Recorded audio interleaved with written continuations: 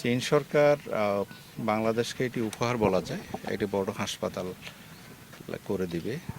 তো চীন সরকারের যেটি চাওয়া, আমি যতটুকু জানি সেটি হলো ঢাকাতে করার জন্য। প্রত্যেক দেশেই তার নিজস্ব কিছু ইন্টারেস্ট থাকে। সে যেহেতু আমাদেরকে এটা দান করবে বা আমাদেরকে ডোনেট করবে, নিশ্চয়ই তার চাওয়াটাও থাকবে, তার পলিসিগত বিষয় থাকে। তা আমাদের মাননীয় প্রধান উপদেষ্টা, আমি যতটুকু জানি আর কি, মাননীয় প্রধান উপদেষ্টা মহোদয়ের চাওয়া যেটি সেটি হলো এই অঞ্চলের মানুষ যাতে ভালো স্বাস্থ্যসেবা পায়। মানে একটা স্পেসিফিক কোনো জেলা না, মানে ওনার চাওয়া হলো রংপুর।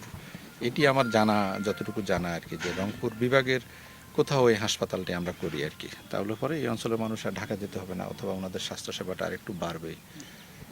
এবং ইআরডি থেকেও আমার সাথে যোগাযোগ যখন করে যে দ্রুত যেন আমরা জানাই কোন জায়গায় এই হাসপাতালটি করা যায়, জমির টুকু চিহ্নিত করা গেলে তখন ওনারা পরবর্তী প্রক্রিয়া দ্রুত স্টেপ নেবে যে কাজ করা, ওদের সাথে দেন দরবার করা।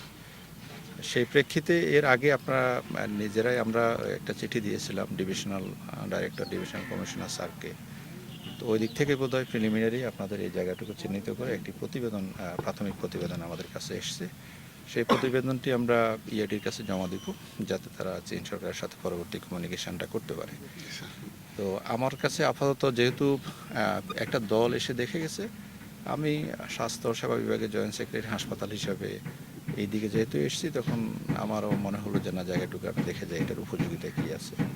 মূলত এই উদ্দেশ্যে আমার এই জায়গাটুকু দেখে যাওয়া আর কি, যে এটা কতটুকু ভায়াবল হবে সেটি টেকনিক্যাল কমিটি যারা আছে তারা ভালো বলবে। বাট আমরা তো এই সাদা চোখেও কিছু একটা বোঝা যায় যে জমির অবস্থান, লোকেশান, এই জিনিসগুলো একটা দেখার জন্য মূলত আমাদের আশা আর কি। তো আপনারা hope for the best, G sir, আল্লাহর কাছে প্রার্থনা করেন ইনশাআল্লাহ। যে আল্লাহ যেন আপনাদের মনের আশা পূরণ করে। ধন্যবাদ।